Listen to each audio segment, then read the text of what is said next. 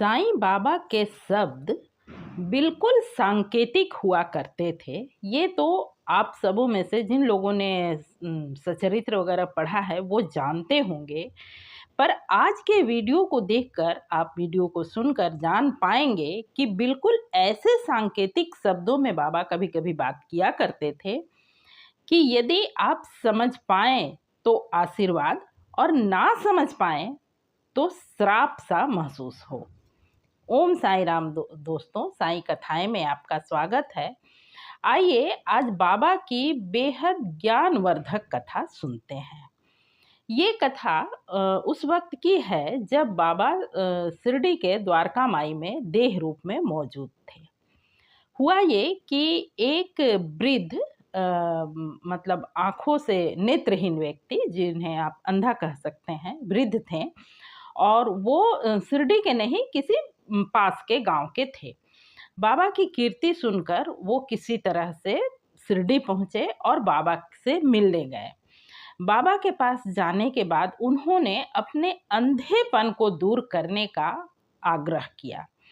उनके आग्रह पर बाबा ने कोई विशेष ध्यान नहीं दिया, जिससे वे दुखी हुए। उन्हें बुरा लगा कि मैं इतनी कठिनाई से बाबा की कीर्ति सुनकर यहाँ तक आया और बाबा मेरी आग्रह को सुनते ही नहीं, मानते ही नहीं।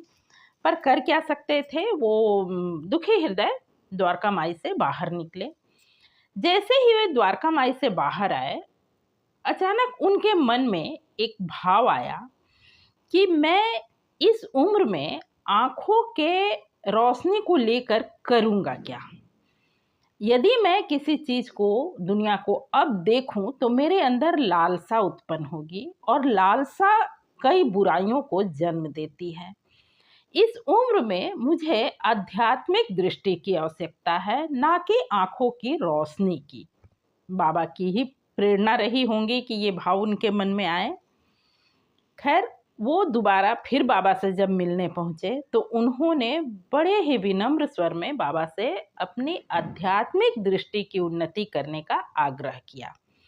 इस बार बाबा उनके आग्रह से खुश हुए और बाबा ने उन्हें शिरडी में ही रुकने का आदेश दिया। वे शिरडी में कुछ दिन रुके और बाबा के सानिध्य में वो ईश्वर का ध्यान करने लगे। बाबा धीरे धीरे उनकी आध्यात्मिक दृष्टि को बढ़ावा देने लगे और आध्यात्मिक दृष्टि की उन्नति करने लगे। कुछ समय गुजरा, वो कुछ महीनों तक, कुछ समय तक, काफ़ी समय तक वो शिरडी में ही टिके रहे, शिरडी में ही रहने लगे।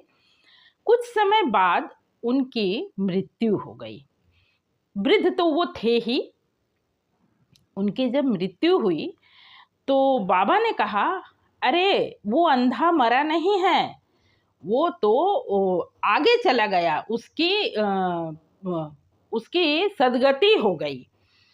अगर वो शिरडी नहीं आता तब उसकी मृत्यु होती, क्योंकि वो जैसे ही शिरडी आया उसकी पत्नी मर गई, इसलिए वह बच गया और उसे सदगति प्राप्त हुई, वरना उस पत्नी के साथ तो उसकी मृत्यु ही होनी थी। अब ये सुनकर लोगों को बड़ा आश्चर्य लगा कि उन व्यक्ति के, वो जो भी वृद्ध व्यक्ति आए थे, उनकी पत्नी कोई थी या नहीं थी, उनके परिवार के बारे में कोई बहुत अधिक जानकारी नहीं है। वहाँ जहाँ से मैंने पढ़ा है वहाँ जानकारी नहीं। वहाँ के लोगों ने भी यही चर्चा किया है कि कोई जानकारी नहीं है और उनकी कोई पत्नी उनके साथ तो आई ही नहीं थी शिरडी।